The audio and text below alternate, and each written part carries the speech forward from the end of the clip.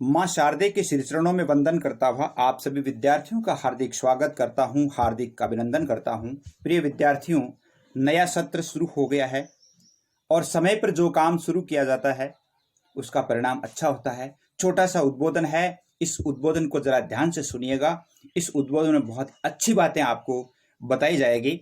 देखिए विद्यार्थियों, पिछले सत्र को देखते हुए पिछले सत्र का फीडबैक जब अच्छा मिला तो अच्छा मिलने पर मैंने ये निर्णय किया कि इस सत्र से आपको हिंदी साहित्य, अंग्रेजी कक्षा 10वीं से 12वीं, हिंदी अनिवार्य कक्षा 11th और 12th, राजनीति विज्ञान 11th 12th और हिंदी व्याकरण कक्षा 9 से 12, इन 5 विषयों का बहुत ही अच्छा अध्ययन करवाने का मेरा जो निर्णय है वो बरकरार है। और मैं ये चाहता हूं कि आपका इन 5 विषयों में बहुत ही अच्छा मार्गदर्शन करूं। और मैं ये चाहता हूं कि दिसंबर तक इन 5 विषयों का पाठ्यक्रम पूरा हो जाए। और पाठ्यक्रम पूरा होने के बाद जैसा हम पिछले सत्र में जो मॉडल पेपर हल सहित यानी उत्तर सहित जो मॉडल पेपर हमने जारी किए थे और वो मॉडल पेपर इतने अच्छे सार्थक सिद्ध हुए थे, यानी उनमें से बहुत ही अधिक सवाल है वो परीक्षा में पूछे गए थे और आप भी उनका अध्ययन कर सकते हैं। आपको उन मॉडल पेपर्स का अध्ययन तो करना ही चाहिए। इसके साथ साथ और भी जो मॉडल पेपर जारी किए जाएंगे, 1 वीक सीरीज जारी की जाएगी, मुख्य मुख्य प्रश्नोत्तर जारी किए जाएंगे। अभी हम कक्षाएं जो चला रहे हैं इन कक्षाओं में बहुत ही अच्छा और डिटेल्ड जो है वो नॉलेज आपको देने का प्रयास किया जा रहा है। प्रिय विद्यार्थियों, आपको ध्यान होना चाहिए कि यदि हम समय पर कोई काम शुरू करते हैं तो वो अच्छा परिणाम देता है। जैसे अपने हिंदी में कहा गया है कि काल करे सो आज कर, आज करे सो अब। काल करे सो आज कर, आज करे सो अब, पल में प्रलय हो गई बहुरी करेगो कब। जैसे हम आज जैसा हमारा समय है कल का समय वैसा नहीं रहता है। जैसे आज हम विद्यालय नहीं जा पा रहे हैं तो ये जो समय है 31 जुलाई तक का जो समय है, इस समय में आपको क्या करना चाहिए? अध्ययन करना चाहिए। और अध्ययन के लिए समर्पित होकर के हम आपके लिए इन कक्षाओं को लगा रहे हैं और वीडियोस अपलोड कर रहे हैं। बहुत ही अच्छा वीडियोस है वो आपको देखने को मिल रहा है, तो आपको इनका अध्ययन करना चाहिए। और ये 5 विषय जो आप देख रहे हैं, जैसे हिंदी साहित्य जो 12th क्लास है, 12th क्लास का हिंदी साहित्य तो बहुत सारा यानी संपूर्ण हिंदी साहित्य अपलोड किया हुआ है, आप देख सकते हैं। और आप देख रहे हैं कि 9610208295 ये जो व्हाट्सएप नंबर है और एक जो नंबर है वो वीडियो के अंत में भी दिए गए, दोनों व्हाट्सएप नंबर है। इन नंबरों पे आप अपने यानी शिक्षा से संबंधित यानी एजुकेशन से संबंधित कोई भी प्रश्न है वो इन विषयों से संबंधित आप पूछ सकते हैं। उनका समाधान करने का प्रयास करता हूं। बहुत सारे विद्यार्थी पूछते भी हैं और जहां तक होता है मैं उनका समाधान करने का प्रयास भी करता हूं। देखिए, ये जो आज नए सत्र की जो तीसरी यानी चौथी कक्षा है, 3 तो पहले हो गई, यानी 12th क्लास के लिए हिंदी कंपलसरी का ये चौथा वीडियो है। और चौथा वीडियो इसमें हम पढ़ रहे हैं व्याकरण पढ़ रहे हैं। व्याकरण का आज जो टॉपिक जो हम पढ़ रहे हैं वो है शब्द शक्तियां। बहुत ही इंपॉर्टेंट टॉपिक है शब्द शक्तियां हम पढ़ रहे हैं, ये बहुत ही इंपॉर्टेंट टॉपिक है। इसमें आप क्या पढ़ेंगे? शब्द शक्ति क्या है इसकी परिभाषा पढ़ेंगे। 11th और 12th दोनों कक्षाओं के लिए उपयोगी है। ये 11th 12th दोनों के लिए उपयोगी है। शब्द शक्तियां कितने प्रकार की होती है इनका तो आइए शुरू करते हैं अपना आज का पाठ। शब्द शक्ति हिंदी अनिवार्य क्लास 11th और 12th के लिए बहुत ही महत्वपूर्ण बनने वाला है, जिसमें हम शब्द शक्ति की परिभाषा पढ़ेंगे, शब्द शक्ति के प्रकार पढ़ेंगे और इनका वाक्यों में प्रयोग पढ़ेंगे। तो देखते हैं। सबसे पहले हमें यह जानना होगा कि शब्द क्या है। शब्द से ही शब्द शक्ति बनती है, तो शब्द है क्या? शब्द की एक परिभाषा है। वैसे आप व्याकरण का जब वीडियो देखेंगे तो उसमें वर्ण की, शब्द की, भाषा की सारी जो नॉलेज है वो दिया हुआ है, लेकिन आप इसमें पढ़ें कि शब्द यानी शब्द है तो शब्द से शुरू करते हैं अपन। शब्द वो है यानी शब्द भाषा की सबसे छोटी और सार्थक इकाई है। शब्द की यदि हम परिभाषित करें शब्द को तो इसका कैसे परिभाषित कर सकते हैं इसे कि ध्वनि समूह की ऐसी रचना जिसका कोई अर्थ निकलता हो उसे शब्द कहते हैं। अर्थात एक या अधिक वर्णों से बने सार्थक ध्वनि समूह को शब्द कहते हैं। जैसे मान लो एक हम ध्वनि समूह या हम वर्णों को एकत्रित करके और लिखते हैं, जैसे मान लो जैसे च र ल, क्या ये शब्द बन गया? नहीं बना, क्योंकि अब इसीलिए ही नहीं, ये शब्द तो बन गया लेकिन सार्थक नहीं है, निरर्थक है। अब ये कहते हैं कि जैसे सार्थक ध्वनि समूह होना चाहिए। सार्थक ध्वनि समूह, जैसे मान लो अपन ने ये 3 को मिलाया और कमल बना, कमल बनते ही हम जान जाते हैं कि ये शब्द यानी कमल क्या है। तो सार्थक का अर्थ है कि जिसका कोई अर्थ हो, निरर्थक का अर्थ होता है जिसका कोई अर्थ नहीं हो। सार्थक और निरर्थक 2 तरह के होते हैं। देखिए शब्द शक्ति क्या है। शब्द शक्ति, शब्द हमारे मन, कल्पना और चिंतन को प्रभावित करते हैं। जैसे 2 वाक्य आपके सामने रखता हूं, दोनों वाक्यों में आप ये जान जाएंगे कि शब्द शक्ति क्या है। जैसे एक सेंटेंस है कि विनोद की गाय 5 किलो दूध देती है। विनोद की गाय 5 किलो दूध देती है। दूसरा वाक्य है विनोद के घर की नौकरानी तो नीरी गाय है। ये गाय शब्द है वो दोनों में प्रयुक्त हुआ है, लेकिन यहां जो गाय है इसका अर्थ दूसरा है, यहां जो गाय है इसका अर्थ दूसरा है। यानी यहां पर जो गाय है वहां पर गाय पशु की बात की गई है। यानी ये जो वाक्य है वो सीधा साधा है। अब इस वाक्य को हम क्या नाम देंगे, यानी कौन सी शब्द शक्ति का होगा। विनोद के घर की नौकरानी तो नीरी गाय है। नीरी गाय का अर्थ है, यानी यहां पर जो गाय का प्रयोग हुआ है इसका अर्थ है कि भोली बाली है, सीधी सादी है। तो अब जैसे गाय शब्द के आधार पर भी इन वाक्यों में जब अंतर आ गया, तो इसी प्रकार जैसे मान लो जब हम शब्द शक्ति पढ़ेंगे तो शब्द शक्ति में बहुत सारे ऐसे सेंटेंस आएंगे जिनका आप अध्ययन करते ही आप जान जाएंगे कि वास्तव में शब्द शक्ति क्या है, शब्द में कितनी शक्ति होती है। तो हम शब्द शक्ति की परिभाषा कैसे लिख सकते हैं। परीक्षा में पूछा जा सकता है कि शब्द शक्ति को परिभाषित करते हुए इसके प्रकार बताइए।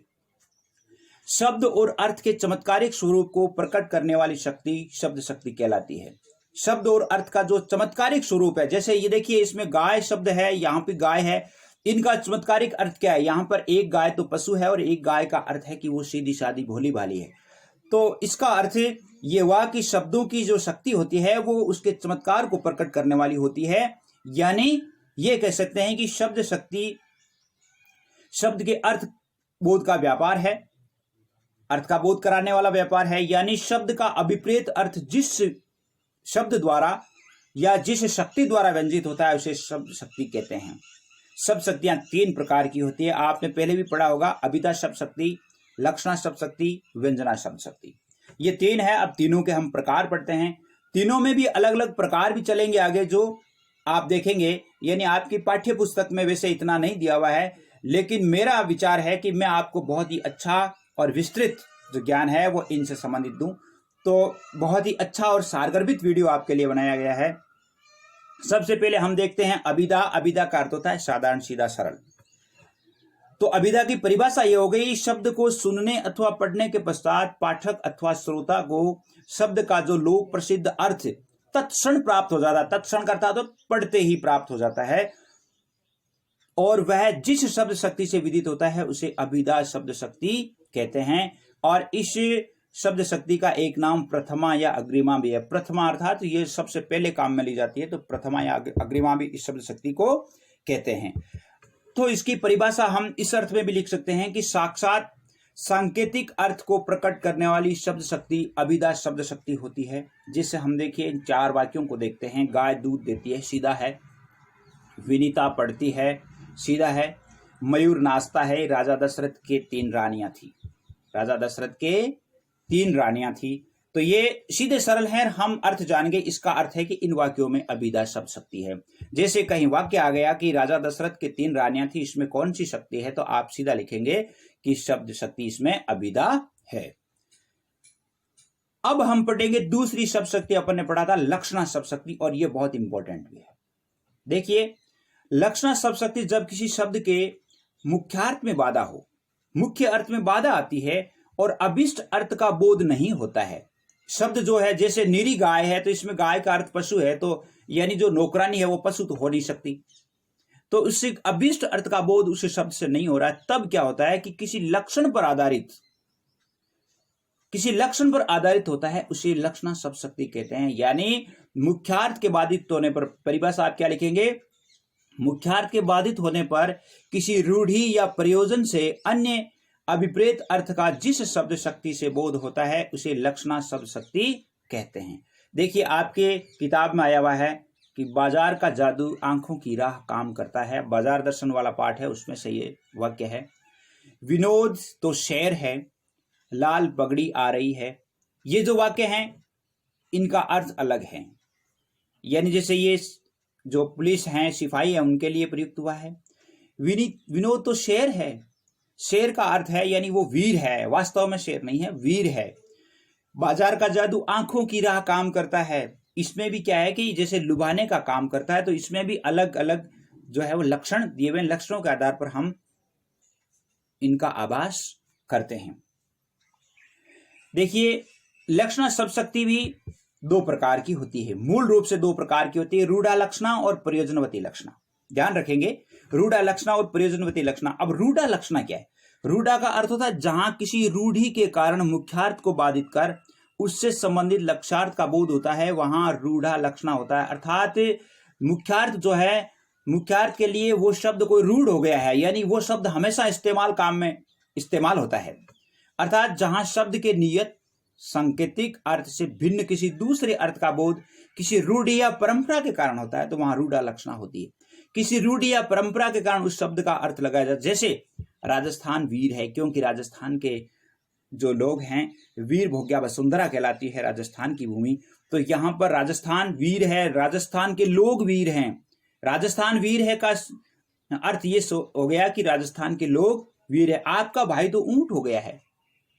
जैसे मान लो कोई लंबाई ज्यादा बढ़ जाती है, अपन कहते हैं ये तो ऊंट जैसा हो गया, तो वास्तव में ऊंट जैसा नहीं, यानी उसकी लंबाई है वो अधिक हो गई है। जैसे वह तो उल्लू है, वह तो उल्लू है, उल्लू यानी मूर्ख के लिए काम में लिया जाता है, तो वास्तव में कोई वो उल्लू नहीं होता, मूर्ख के लिए काम में लिया जाता है। तो ये शब्द है वो रूढ़ हो गया है, यानी ये रूढ़ हो गया है। क्या है? जैसे वीरता है, ऊंट होना है, या जैसे उल्लू शब्द है वो मूर्ख के लिए काम में लिया जाता है, तो ये रूढ़ हो गए हैं। अर्थात हमेशा वही काम में लिया जाता है। जैसे कहते हैं ना उल्लू मत बनाओ, तो इसका अर्थ है कि मूर्ख मत बनाओ। दूसरी होती है प्रयोजनवती लक्षणा, ये बहुत इंपॉर्टेंट है, इसको ध्यान से देखना। जहां लाक्षणिक शब्दों का प्रयोग किसी विशेष अभिप्राय से किया जाता है, वहां प्रयोजनवती लक्षणा होती है, वहां पर विशेष अभिप्राय होता है उसका। बनारस गंगा पर है, क्या बनारस वास्तव में गंगा नदी के ऊपर वासित हो सकता है? नहीं हो सकता। बनारस गंगा पर है, अर्थात बनारस जो है वो गंगा नदी के तट पर है, यानी गंगा नदी उसके पास है, तो इसका एक विशेष अभिप्राय है कि बनारस जो है वो गंगा नदी के तट पर बसा हुआ है। गंगा पर है यानी गंगा के अंदर या गंगा के पानी पर नहीं है।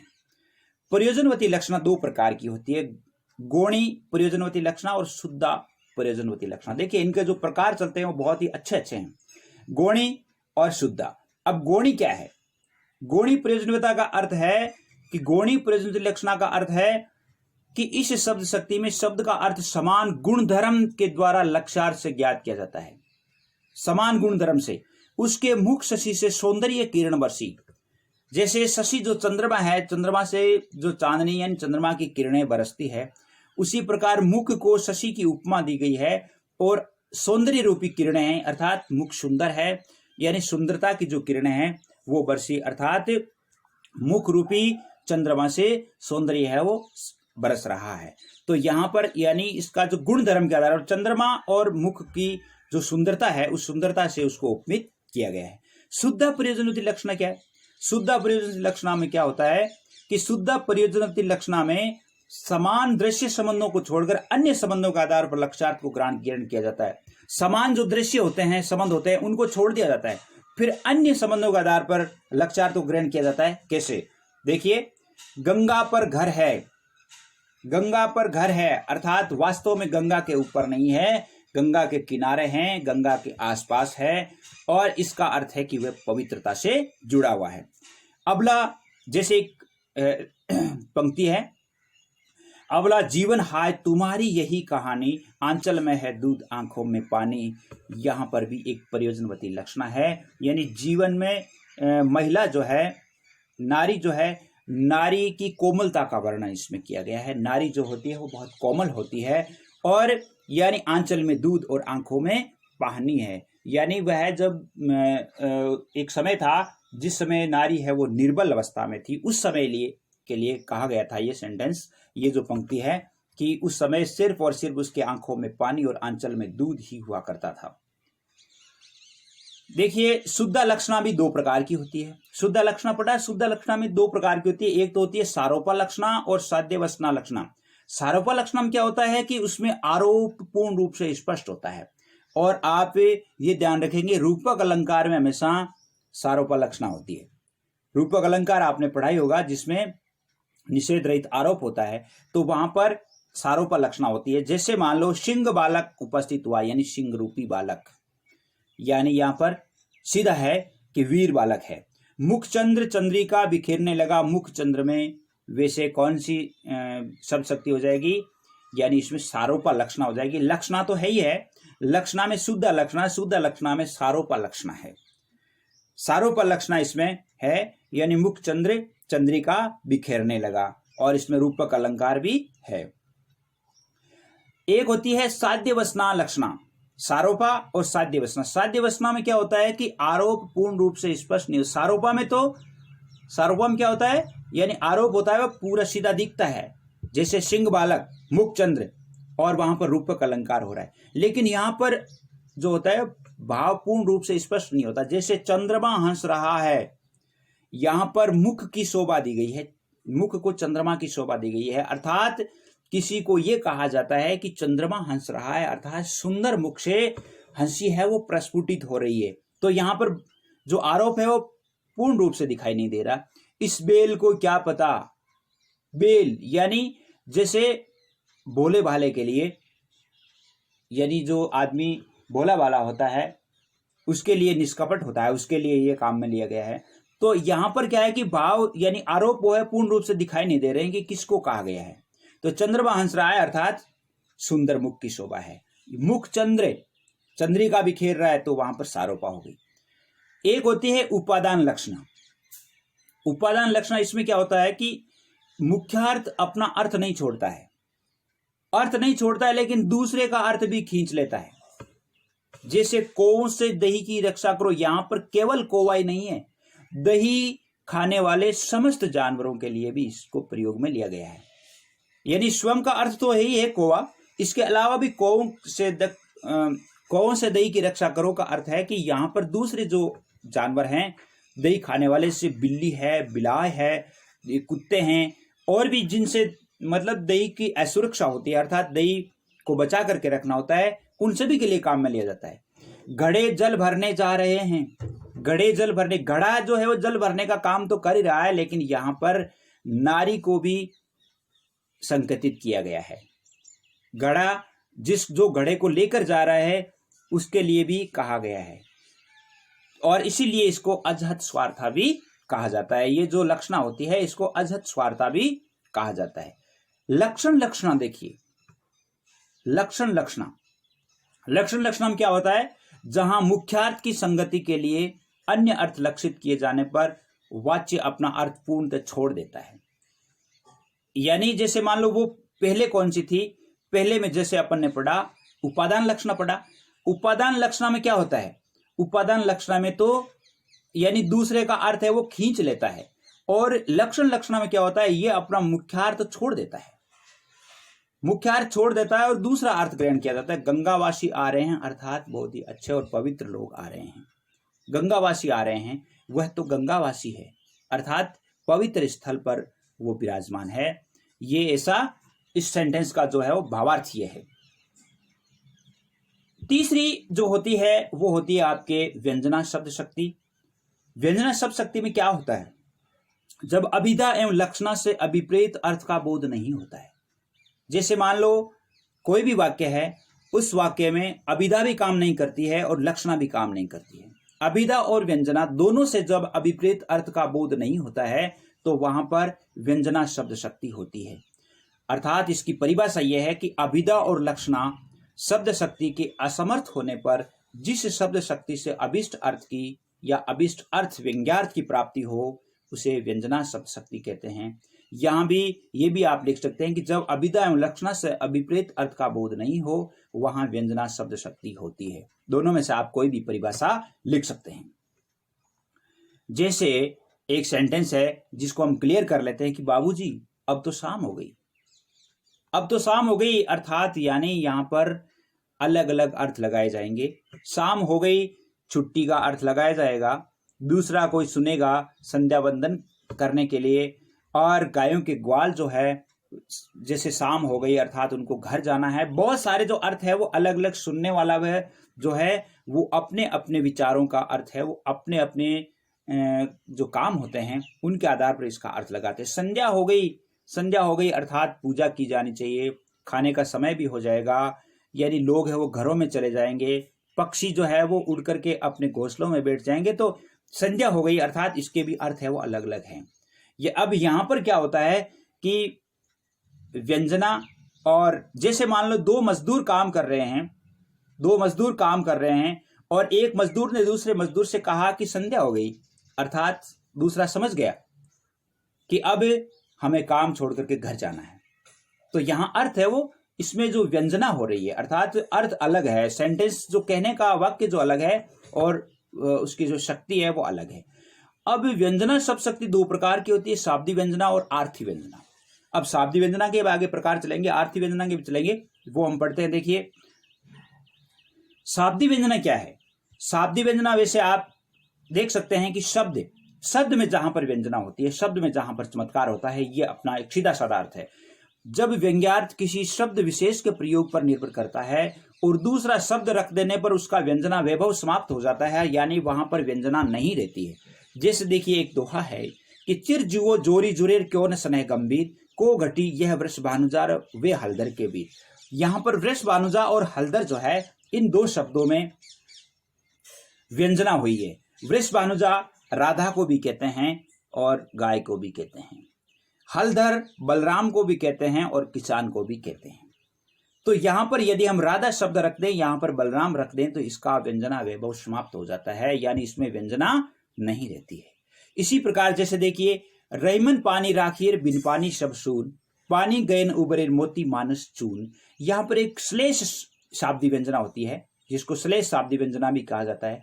यहां पर पानी शब्द है, पानी शब्द के लिए व्यंजना है। पानी शब्द में तीन अर्थ है। यदि यहां पर हम जल रख देते हैं, यहां पर जल लिख दिया जाता है, तो इसका व्यंजना वैभव समाप्त हो जाता है।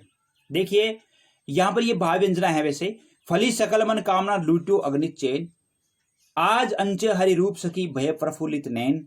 यानी यहां पर वो जो चैन शब्द है, यहां जो है इसका जो भावार्थ है वो व्यंजना है, यानी खुशी से जुड़ा हुआ है, इसलिए यहां पर व्यंजना है।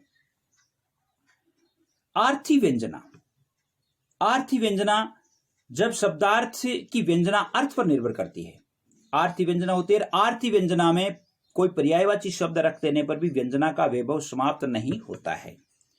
वैसे अर्थ करने पर व्यंजना होती है। रजनीगंधा खिल गई, देखिए इसका बहुत ही एक सिक्रेसी अर्थ है। रजनीगंधा जो होती है वो रात्रि को 12 बजे के पश्चात खिलती है, रात्रि को 12 बजे के पश्चात खिलती है, यानी आधी रात को खिलती है। रजनीगंधा खिल गई अर्थात जो है वो चार चोर थे, चार चोरों ने कहा, एक चोर से कहा कि रजनीगंधा खिल गई अर्थात आधी रात हो गई, अब हमें चोरी करने के लिए निकल जाना चाहिए, अब हमें चोरी करने के लिए निकल जाना चाहिए। सूर्यास्त हो गया, सूर्यास्त हो गया का अर्थ है कि यहां पर अब सूर्यास्त होने के पश्चात लोग अपना अपना काम क्या करते हैं, संध्या वंदन करते हैं, घर जाते हैं, खाना खाते हैं और भी बहुत सारे काम हैं वो करते हैं। तो इसका अर्थ है कि सूर्यास्त हो गया, वो यहां पर अर्थ अलग है, तो अर्थी व्यंजना है। सेंधव लाओ, सेंधव का अर्थ वैसे घोड़ा होता है, लेकिन खाना खाने बैठने पर एक व्यक्ति ने कहा कि सेंधव लाओ अर्थात वहां पर नमक, यानी उसे नमक की पूर्ति की जानी है। तो आर्थी व्यंजना में रजनीगंधा खिल गई, सूर्यास्त हो गया, सेंधव लाओ, और भी बहुत सारे शब्द है और भी बहुत सारे वाक्य है। जैसे व्यंजना के प्रकार जो होते हैं, एक जैसे 3 प्रकार दिए हुए हैं, एक प्रकार थोड़ा अलग से है। इन चारों को हम पढ़ते हैं कि वस्तु व्यंजना, वस्तु व्यंजना होती है कि जिसमें कोई पदार्थ या परिस्थिति व्यंजित होती है। जैसे पत्ता भी नहीं हिल रहा है अर्थात सन्नाटा है, गर्मी है, सन्नाटा है और गर्मी है अर्थात हवा नहीं चल रही। पत्ता भी, किसी ने कहा कि उफ पत्ता भी नहीं हिल रहा है अर्थात गर्मी है और उमस है और हवा नहीं चल रही है, इसका अर्थ ये हुआ, ये वस्तु व्यंजना है। जैसे भाव व्यंजना, भाव व्यंजना का अर्थ होता है कि किसी स्थान पर जब हम उपस्थित होते हैं तो हमारी भावनाएं जागृत होती है, मनोभाव प्रकट होते हैं। जैसे एक सखी ने दूसरी सखी से कहा कि जब जब पनघट जाऊं सखी वा जमुना के तीर, बारी बारी जमुना उमड़ पड़त है इन नैनन के नीर। बारी बारी जमुना उमड़ पड़त है इन नैनन के नीर, अर्थात यहां पर भाव व्यंजना है। अलंकार व्यंजना, अलंकार व्यंजना में क्या होता है, एक वस्तु व्यंजना के साथ किसी अलंकार का प्रयोग हो जाता है। वो वस्तु व्यंजना थी, उफ पत्ता भी नहीं हिल रहा है। और यहां पर जैसे मान लो जब किसी अलंकार का साथ में प्रयोग हो जाता है तो वहां पर वो अलंकार व्यंजना हो जाती है। अंबर पनघट में डुबो रही ताराघट उषा नागरी, यहां पर अलंकार व्यंजना है, इसमें रूपक अलंकार भी है। देखिए विद्यार्थियों, जय हिंद, जय भारत। सभी विद्यार्थियों से उम्मीद करता हूं कि आपका ये लेसन, ये जो कक्षा है वो आपके लिए सहायक सिद्ध होगी। और भी वीडियोज हैं वो अभी हिंदी अनिवार्य चल रहे हैं, हिंदी साहित्य के अपलोड बहुत सारे किए हुए हैं और भी अपलोड किए जा रहे हैं। अंग्रेजी जो है यानी इंग्लिश जो है वो 10th से लेकर के 12th तक अपलोड किए जा रहे हैं।